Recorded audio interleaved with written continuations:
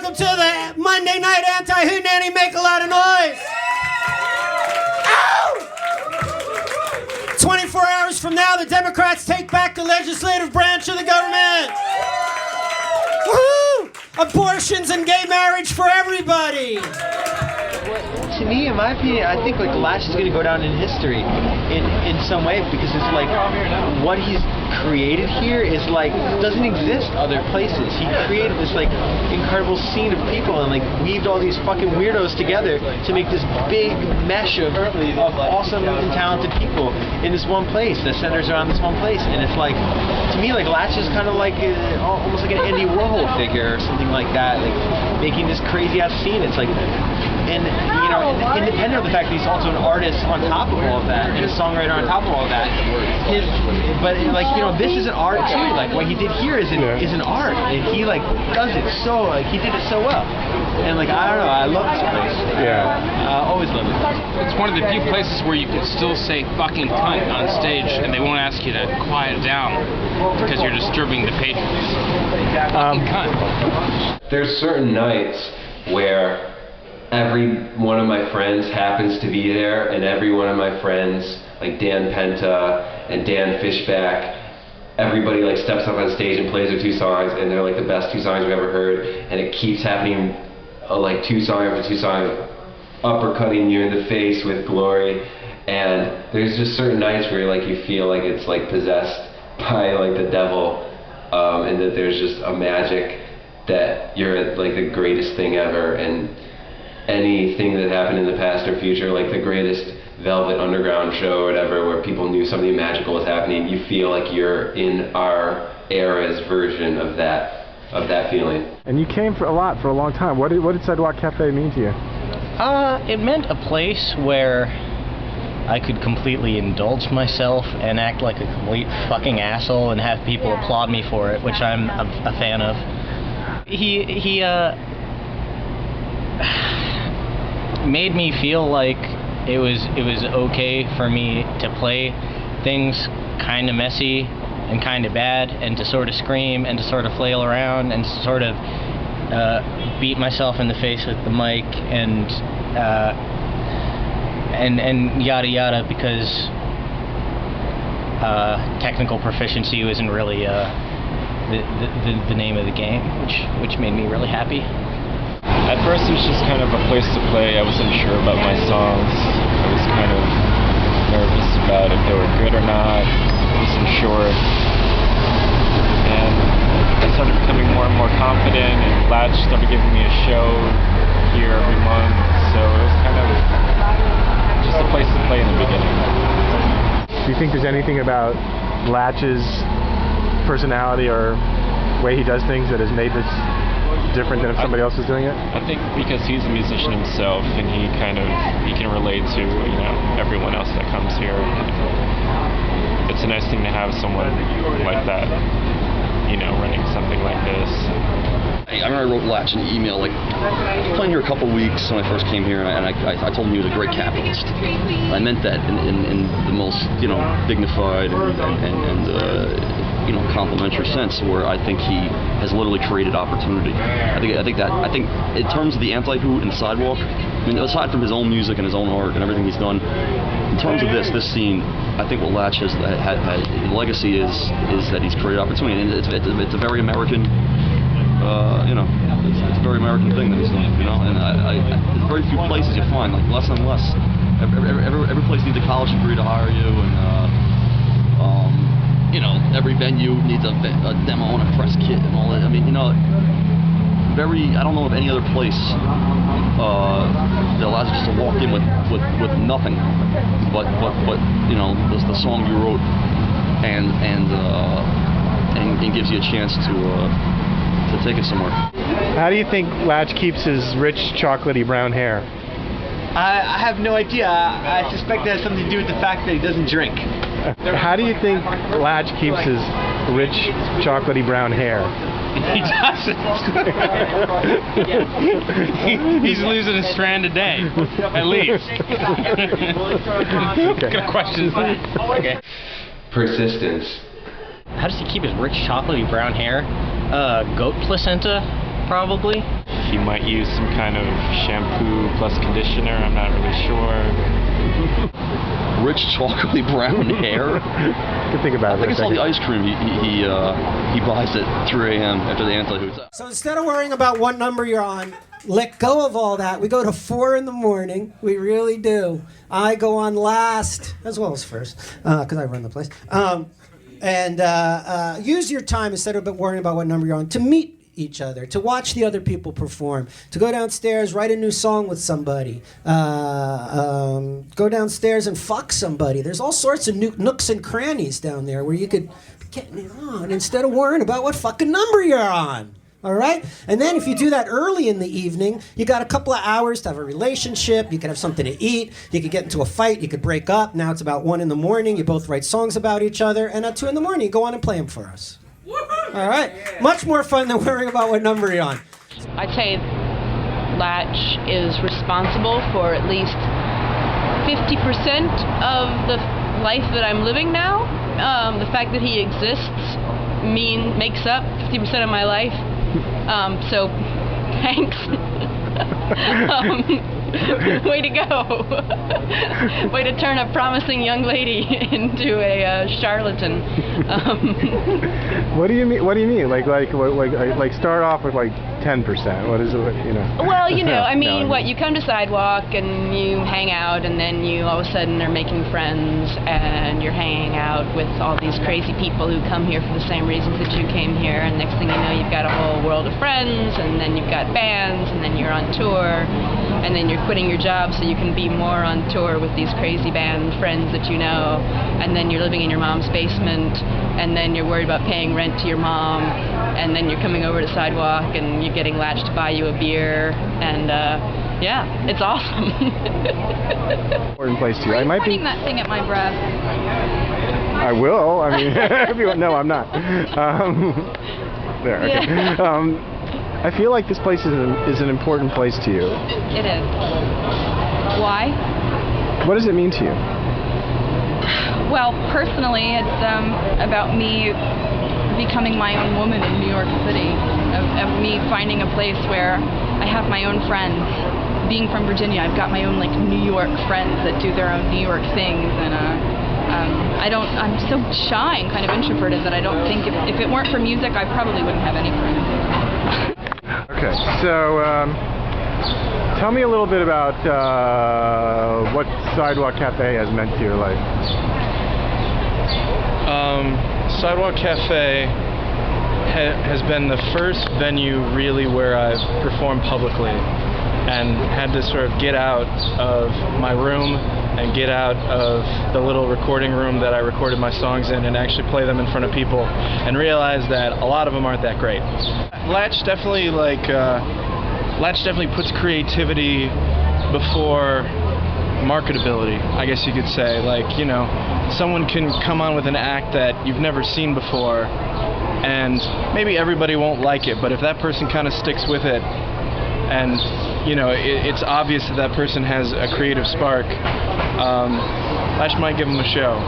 And I don't think a lot of venues would do that, because you'd be like, well, he's obviously not the folk rock that, you know, our people come to expect on a Friday night when they're drinking their Cosmos or whatever, you know. So yeah, he's definitely more about the creativity and less about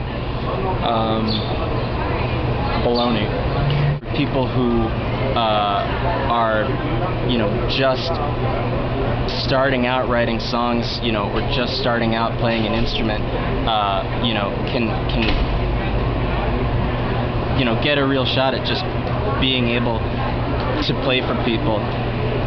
And it's also, you know, the site of some of the greatest, you know, most inspiring music that I've ever borne witness to. It's both of those things. I think it's still really exciting and really inspiring to see somebody get on the stage at the open mic and do something that's just a little bit different.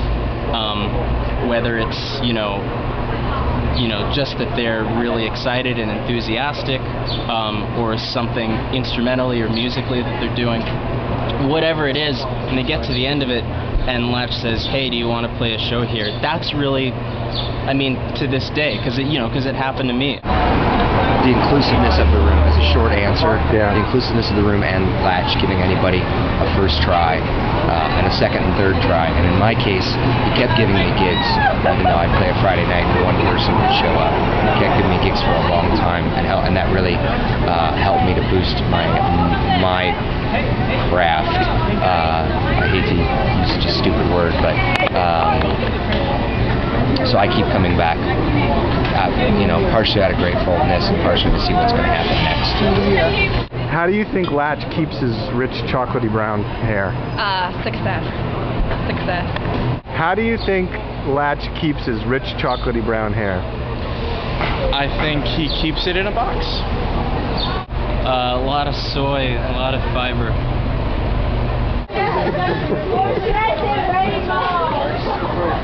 Rich brown chocolate shampoo. You're at the Antihoot Nanny. The Antihoot Nanny started in 1984 in my apartment, which was a loft on Rivington Street. The Daily News called it the most dangerous block in America. And I'm reading the Daily News, and I'm like, that's my block, that's my apartment. And it was in 1984, it was an illegal after-hours club. Come on.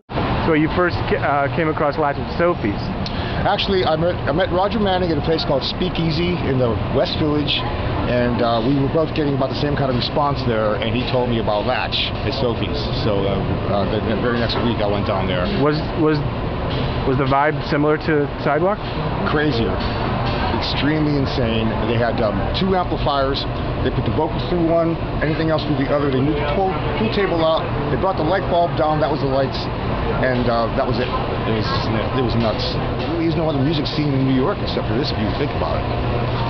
Everything else is people just trying to get record deals and basically slicing each other behind, in the back. Where this here is much different, and it always has been. Has Lach changed over the years? Oh, he's got no comment. I think he's open about stuff like that, and what I think he's you're going to changed for the better, but he's always been cool. But he was definitely a lot wilder in the early days. It became a big thing, not thanks to me, thanks to Lach, because I have nothing to do with it. I just own the place. I basically, I recognize that Lach knows what he's doing, so I let him run the show. I mean, anything there is Lach. I just was behind the scene. Right. So, if any good or bad, blame Lach, not me. And it's been, 15 years? Yeah. 15 beautiful years. What did it mean to you when you were like hanging out here and playing here a lot? Keys to a songwriting kingdom where the rules don't matter because there are no rules. Kind of like a musical Fight Club. More or less, 1 part Bob Dylan, 1 part professional wrestling. Led by a very genius, eccentric songwriter called Lach. I said at some point, like someday those of us who still play here are going to say, wow, we played here during the Lach years. The Lach years, the same way that it would be like I was there when Dylan went up at the Gaslight, or I was there in San Francisco when the Grateful Dead played for 3 hours, or I was there when the Ramones played to 6 people and a dog. I was there when I was there, and you were too. It's just a great community, and it comes in waves, and always 95% of it is crap, but that 5% sometimes is really, really brilliant. Say what you will about Lach, love him or hate him, he is an East Village living legend and beyond, and he's an incredibly charismatic guy, and he has sort of always been the glue that keeps everything together. What is it about what happens here that calls you to come for as many years as you have? Inertia. Inertia? What originally drew you to come? An attempt to disturb my inertia. I was looking for something to focus my attention, something creative and something fascinating. And I found it at the Fort, at the Sidewalk. It was pretty extraordinary. Those good old days. And I keep on hearing people talk about the good old days over and over again, about how things are never the same as they were last week or last month or last year, and they always were as good as that. There's always been something really great here. Okay. So you've worked with Lach for a long time. Yes. How has it been to work with him? Oh, goodness. Lach, don't put your tea bags on the table anymore. At least we won't have that to look forward to anymore. But come on, Carrie, you're going to miss him, I'm sure. Yes, I'm going to miss picking up those tea bags off the table. No, Lach, we love you. Goodbye. How do you think Lach keeps his rich chocolatey brown hair? Magic. Very poorly. And this is the last question. How do you think Lach keeps his rich chocolatey brown hair? Pussy. Well, we're also, while she's setting up, let you know we're brought to you by Arlene's. We're brought to you by Arlene's Cat Camouflage. Speaking of cats, if you live in an apartment that doesn't allow cats, you might want to shop at Arlene's Cat Camouflage Boutique, home of the hollow ottoman. I really think there's a real sort of American traditionalist vaudevillian sort of New York thing about Lach. And I think he sort of keeps it this freewheeling variety type thing, which is almost like just postmodern variety show, if you will. And I love it. So more power to him. I said this once as a quote. To me, I think that Lach brings a particular sensibility, and I compared it to the sensibility that the Clash brought to punk rock, which saved punk rock from its own inherent narcissism. And I think that singer-songwriters, as a rule, we can drift into a kind of narcissism. There's something about Lach's attitude and also in his music which holds certain things in the world important, even if it's only a well-placed anarchy. Yeah, so the first time I saw him at the Sidewalk Cafe, it was very much like I'd read in the magazine. He was like a cerebral punk figure, but more hard edge than I would have really expected from the magazine. He really had some kind of like really gritty vibe about him. That to me, when I was a teenager, was a little frightening. It's like you can hate people who play, and like even his invitation to make fun of people like at the very end is like really nice, because you know every musician thinks that like they might be better than like other ones that are there, and it's funny to make fun of people. It was cool that he was like open about that, and also cool that he would turn off the light sometimes on people. I was never that person, so I mean, to some people that's not funny, but to me it was really funny. How does Lach keep his rich chocolatey brown hair? I never really noticed that it was rich and chocolatey brown once I noticed some dandruff. I can only, philosopher that I am, Socratically pose another question, which is, do you mean, how does he keep the hair that he has chocolate, or how does he keep his hair, period? I don't know. Maybe it comes from his soul. His chocolatey brown soul. Knowing that your hair is the best quality of your body.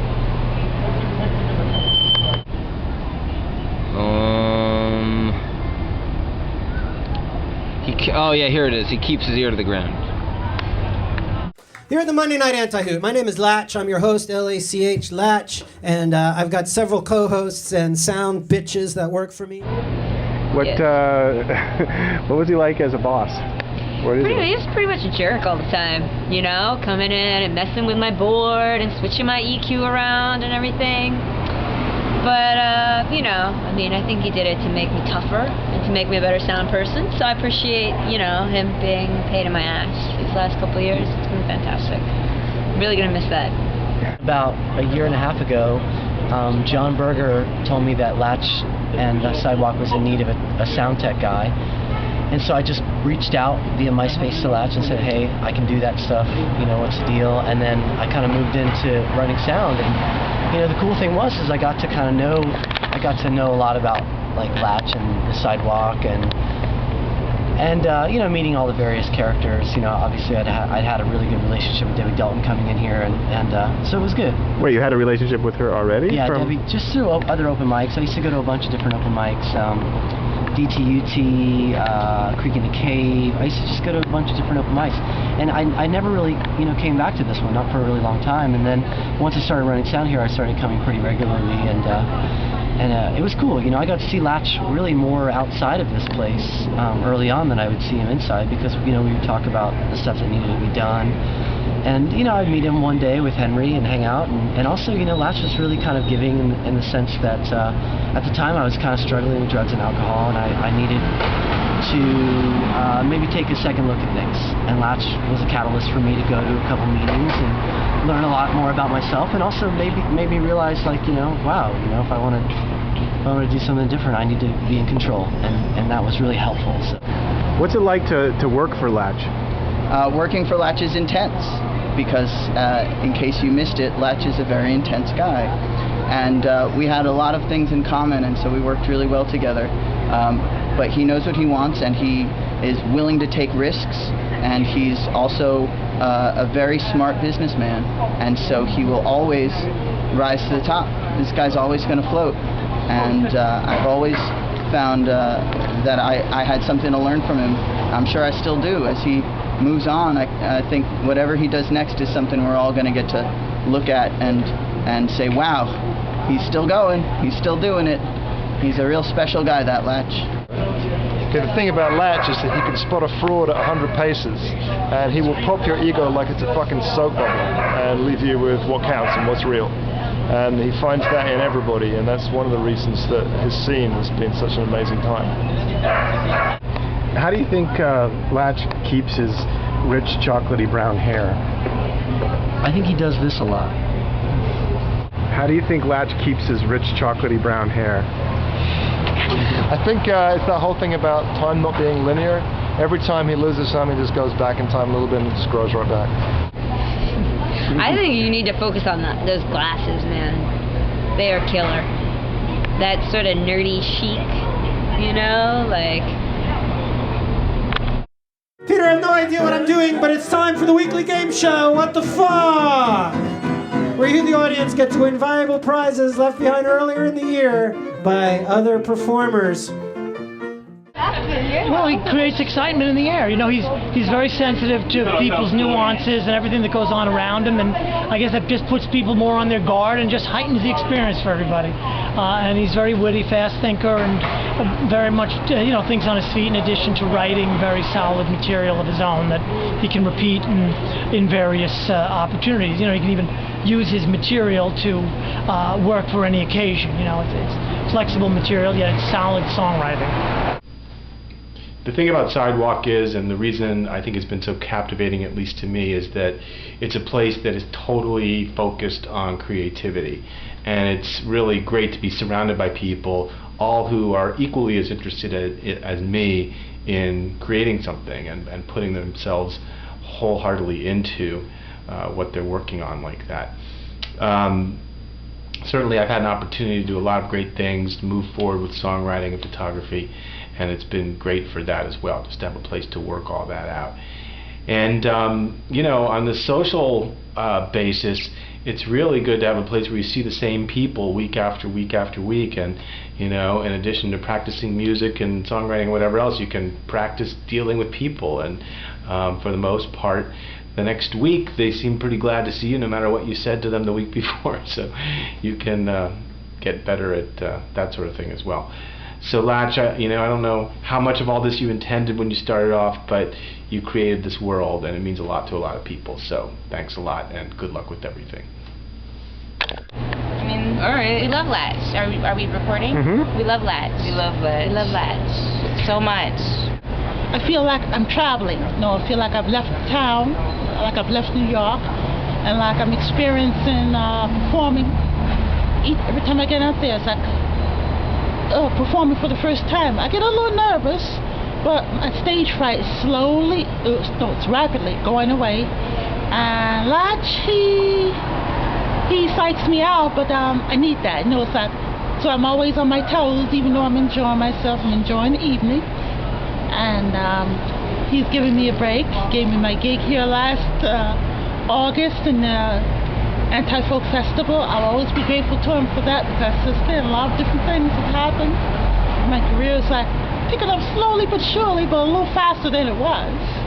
I needed the exposure, and he gave me that. And I get a lot of people have like, you know, listen to my music on my MySpace. He's a good host. No, he's a fabulous host, smashing. He interacts with the crowd, with the musicians. He's not pretentious. Like, he doesn't make you feel like, okay, he's a professional, I'm not. He's like on your level. He can be on your level, whether you're just coming there, whether you're just getting started, or whether you're pretty much, you know, if you've sold music, or like when I heard that Regina Spektor was there, I was like, wow. I go to other open mics, but I always come back to this one because it's like traveling and then coming home at the Sidewalk Cafe.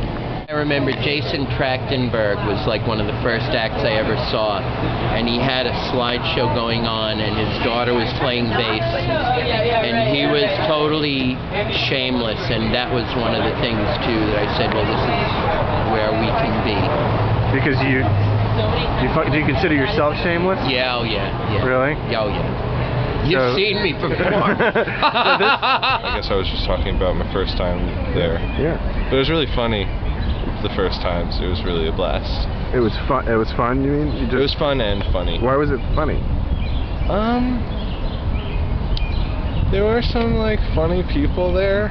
Like there were some. I remember there was a woman who sang a song called "Paradoxical Emotion," and it was about how like when you really like a person, but you kind of hate them at the same time, and it had like the "Smells Like Teen Spirit" riff. Her guitarist was kind of playing that, and she was in the chorus. She was like, "Paradoxical emotion, paradoxical emotion." The guitar guy would go, and then we would also, me and Chris and Sam started singing along. It was like, "Paradoxical emotion," and we bang on the table and stuff. Cool. That's cool. It's really fun. I was just wondering the other day if like, I was like, I wonder if someone's gonna make like a card that everybody's gonna sign and stuff. And I was thinking about, man, how could we get the physical card to everybody? Like, you could never get everybody to sign it because there are so many people, and I guess that's kind of similar to what this montage is like.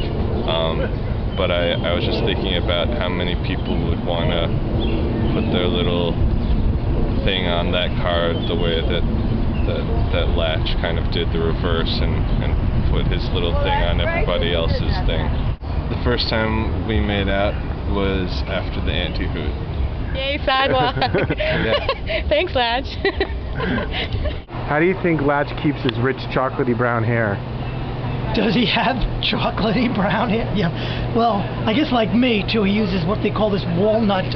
You crack little walnuts and then you just wash your hair, or you buy this thing that says walnut shampoo. You just put it on your hair. That's all. With acorns. Oh, naturally. I never even. It didn't. It matches his chest hair. Spa treatments and acupuncture. I think he's still a young boy at heart. Yeah, and maybe he eats right. Not smoking. Here at the Super Anti-Hoot Nanny, celebrating a year and a half of Anti-Hoot Nannies here every Monday night at the Forded Sidewalk Cafe, 94 Avenue A in the East Village. Avenue A is the coolest part of the East Village, and the East Village is the coolest part of Manhattan. Manhattan is the coolest borough in New York City, and New York City the coolest city in America. America, the coolest country on Earth, and Earth, the coolest planet in the solar system. This is the coolest solar system in the galaxy. That means you're the coolest club in the galaxy right now. Give yourselves a round of applause.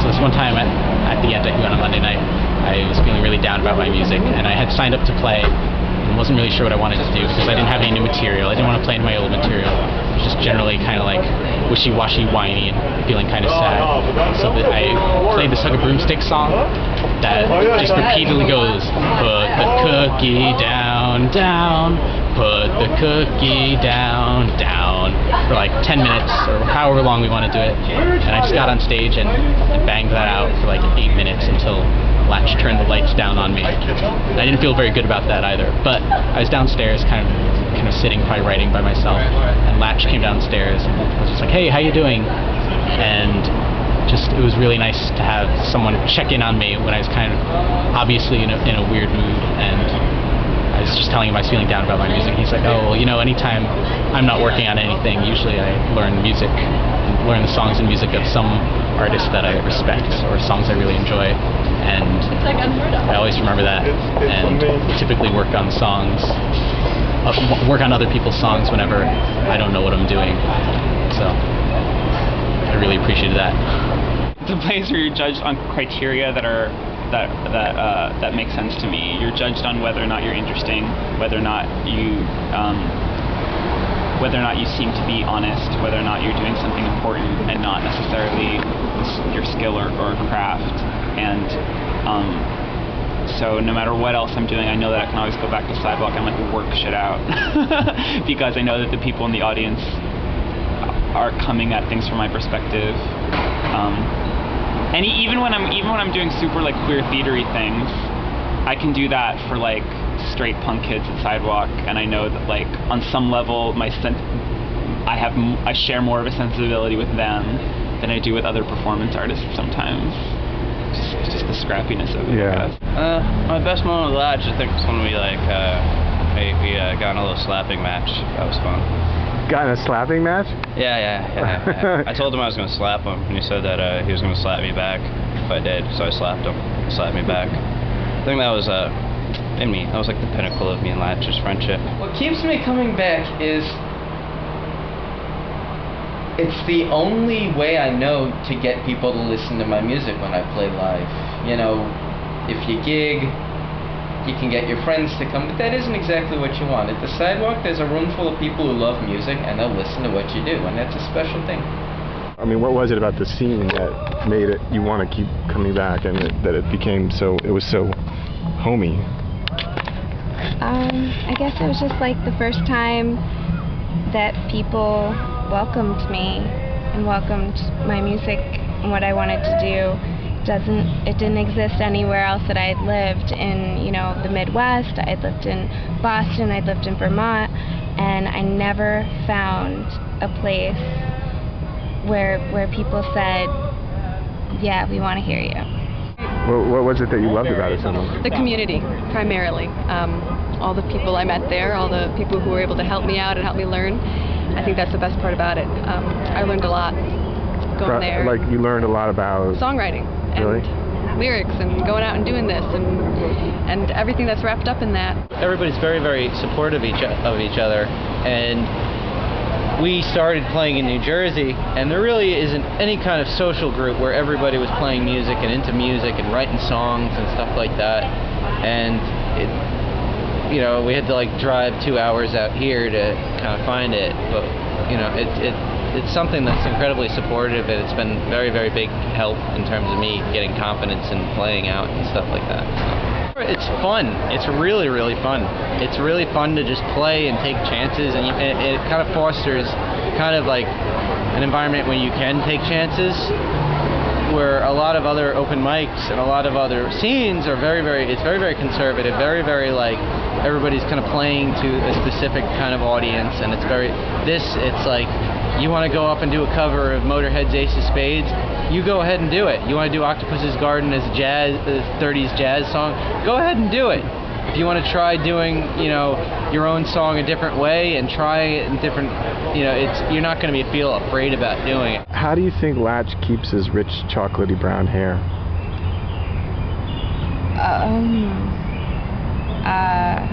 Well, it's not fatherhood, because I've seen that turn many a man gray. Maybe it's something in the Sidewalk menu.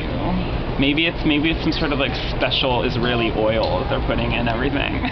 It must be all the coffee he drank. Sheer luck. Yeah. It's the chamomile tea. He always makes a big deal about the chamomile tea at the end of every, we'll drink chamomile tea at the end, I think it's the chamomile tea. Summer, put on some music. We're going to have ourselves a party. Make noise as I leave the stage. I want to hear some energy. Yes.